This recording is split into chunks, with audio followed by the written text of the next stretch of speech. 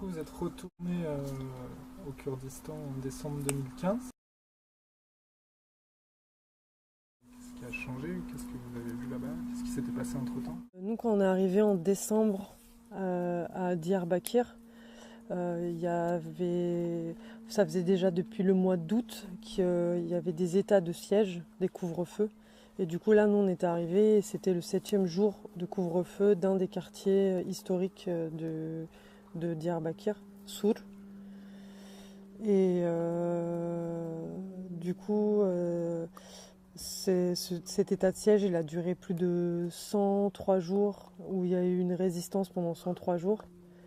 Euh, Ils font référence, du coup, les camarades de là-bas, ils font référence à la Commune de Paris, où ils disent que la Commune de Paris a eu lieu au XVIIIe siècle, et eux, ils ont lutté au XXIe siècle, et quoi qu'il arrive, ils seront dans les histoires. Du coup, quand on était à Diyarbakir, euh, en fait, le truc qui est assez hallucinant, c'est que c'est un quartier qui est assiégé parce qu'il y a plein de remparts. Du coup, c'est plus facile pour la police et les forces de l'ordre de pouvoir bloquer tout cet espace-là. Et t'as tout. En fait, tout le reste des quartiers sont libres.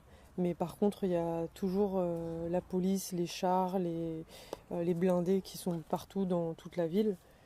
Du coup, toi, de l'extérieur, quand tu arrives, tu vois en fait et t'entends les bombes qui sont lancées à l'intérieur de Souj. T'entends les armes, t'entends en fait, tu vois les fumées qui sortent de là-bas et toi, tu es en fait à l'extérieur. Ça, c'est assez étrange comme image, quoi. Et du coup, nous, quand on est arrivé, c'était les moments aussi où les gens s'organisaient tous les jours pour faire des manifestations, pour aller jusqu'à Sour et pour ouvrir les portes et pour que l'État, le couvre-feu s'en aille et pour que l'État s'en aille des terres. C'est ça, parce qu'il y a quand même des Kurdes autour de ce quartier-là. Pourquoi c'est ce quartier-là qui est assiégé en fait? Parce que c'est symbolique. Ce quartier-là, il est historique et que c'est du coup l'État turc dit que son projet c'est de tout détruire pour tout reconstruire et faire des tokis. Les tokis, en fait, euh, c'est en fait des immeubles, des HLM euh, hyper moches, en fait, c'est de se faire de la thune quoi sur ces immeubles-là et gentrifier ce coin-là. Normalement, en fait, Soul, c'est un quartier médiéval quoi, avec des pierres qui datent de 1500. Il y a en fait, il y avait même une mosquée qui était, euh, comment on dit, historique, qui était référencée dans les, Monument historique. ouais, qui était dans les monuments historiques. Euh, du coup, il y avait aussi encore des civils dans ce quartier de Sour, et la plupart ont dû quitter leur maison et s'en aller. Certains sont restés pour soutenir les gens qui étaient à l'intérieur, qui se battaient contre. Du coup, en fait, qui se battaient contre l'État turc. Et c'était les Y, pardon, YDGH, YDGH. Ce sont euh, les jeunes qui défendent les villes. Euh, du coup, qu'on fait plein de barricades pour pas laisser rentrer le gouvernement turc dans les quartiers. Et du coup, c'est ça qu'il y a eu pendant plus de 103 jours. Et ça s'est fini en destruction totale des quartiers. Du coup, le gouvernement turc a exproprié totalement les quartiers de Sour pour tout détruire et reconstruire. Ils veulent mettre des Syriens, ils veulent mettre des Turcs pour arabiser, ils disent, le coin et pour islamiser le coin et pour en fait assimiler les Kurdes.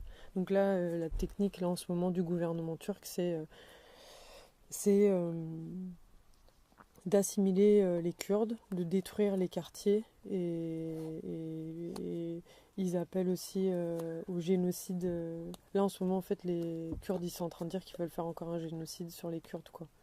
Et aussi de se faire de l'argent sur le territoire kurde. Euh, donc tout ça pour dire que depuis en fait les élections du HDP, tout va, comment dire, il y a en fait ils essayent de faire en fait, comment on dit, le truc de la terreur là, comment on dit, la pression, ils veulent mettre en fait de la terreur pour pouvoir gouverner. Et après les élections du HDP, du coup il y a eu plein d'attentats, notamment à Ankara, pendant qu'il y a eu les attentats ici en France par Daesh. Il y a eu des attentats à Ankara où les gens s'étaient réunis pour qu'il y ait la paix au Kurdistan, et du coup il y a eu des attentats. Il y a eu plus de 103 morts, et pareil en fait l'état policier a lancé des bombes lacrymogènes pendant que les gens ils étaient à moitié par terre, à moitié morts, à moitié blessés. Et encore pareil, ça va avec la mentalité là en ce moment du gouvernement. Du coup, les camarades là-bas disent que le comportement du gouvernement se daéchise de plus en plus, et qu'il y a des réels, c'est même plus des soupçons, il y a des réels liens entre l'État turc et Daesh, qui s'est prouvé sur cette dernière année en fait, sur plein d'actions qu'il faudrait dire chronologiquement, mais c'est très long. Notamment du commerce entre l'État turc et Il y a du commerce, il y a dans plusieurs villes en Turquie, ils logent des Daeshiens où ils peuvent s'organiser. Il y aurait plus de 3000 membres de Daesh qui seraient au Kurdistan et en Turquie, pardon, dans tout le territoire. Et là, par exemple, quand il y a eu les attentats, en fait, c'est là aussi où il y a une réelle hypocrisie de la part des gouvernements et européens et turcs. Parce que quand il y a eu les attentats en France, il y a eu des manifestations pour fêter, des manifestations de Daeshiens pour fêter ces attentats-là. Et qui n'a pas été du tout réprimé par l'État turc et qui n'a pas été... Du coup, ça, on n'est pas au courant, on ne veut pas nous mettre au courant de tout ça, du lien que la Turquie a avec Daesh. Voilà. Du coup, pour parler des états de siège en ce moment, en fait, ces états de siège aussi, ils ont lieu parce qu'en fait, suite aux différentes arrestations qu'il y a eu après les élections législatives, où la HDP du coup a eu plus de 10%, même au 1er novembre, du coup ils ont eu quand même des députés, même s'ils ont fait moins.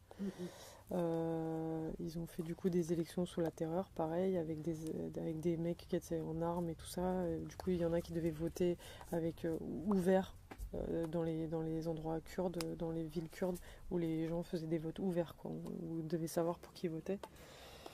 Il y a eu de la triche et tout ça, mais c'est surtout que les gens ils ont flippé, ils se sont dit voilà, la guerre comme ça elle n'aura pas lieu et ils arrêteront de combattre les Kurdes.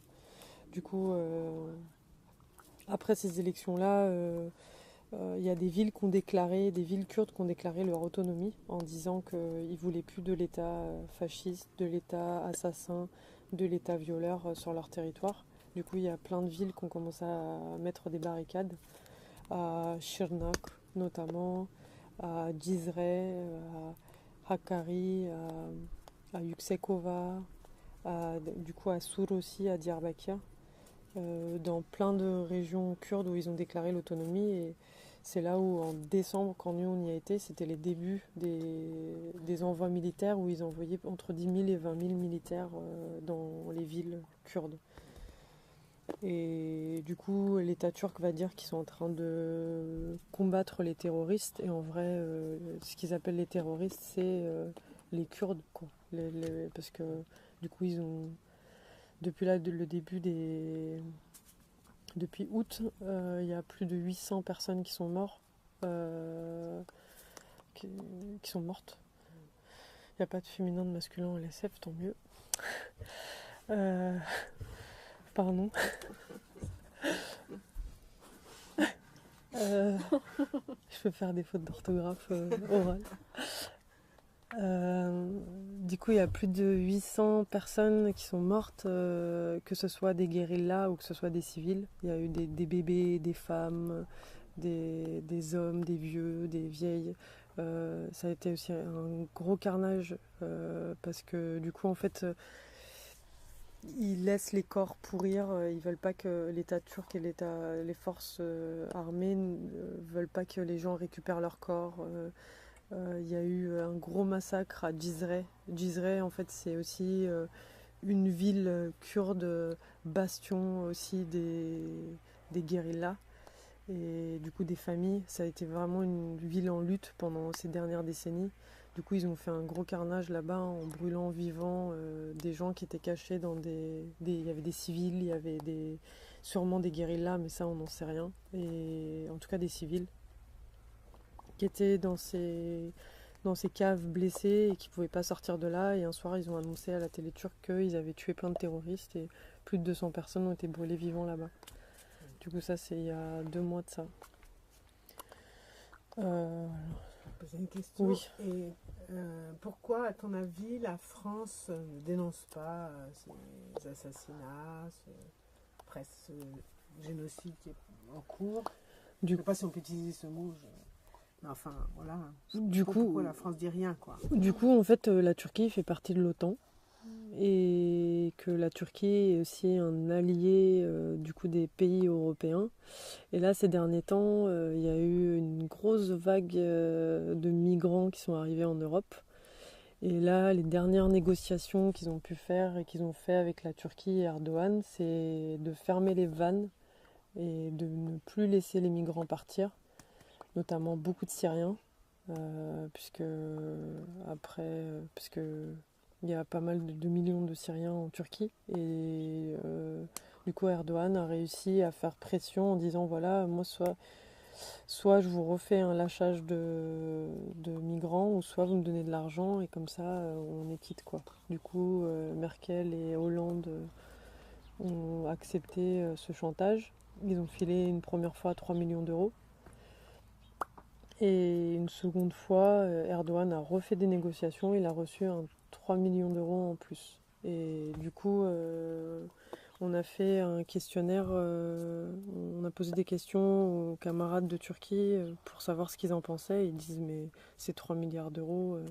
Nous, c'était à la période où c'était que 3 milliards d'euros. Ils disent mais c'est 3 milliards d'euros, c'est donner de l'argent, à l'AKP, au parti d'Erdogan, qui vont les mettre dans leur poche, et c'est indirectement aussi financer Daesh, qui est l'allié de la Turquie, quoi.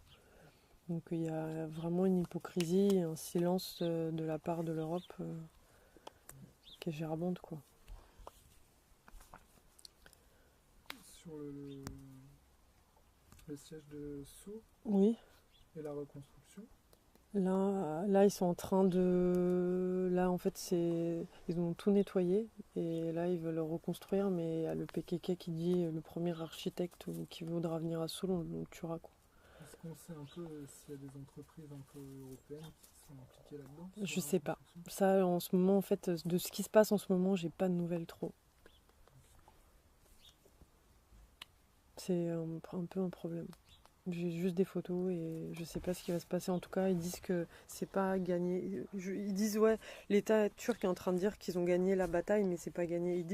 Les camarades de là-bas, ils disent que ils pensent qu'ils nous ont vaincus en massacrant les civils et en brûlant vivants les gens, mais ils nous ont rendus encore plus en colère et on attend le jour où on se vengera, quoi.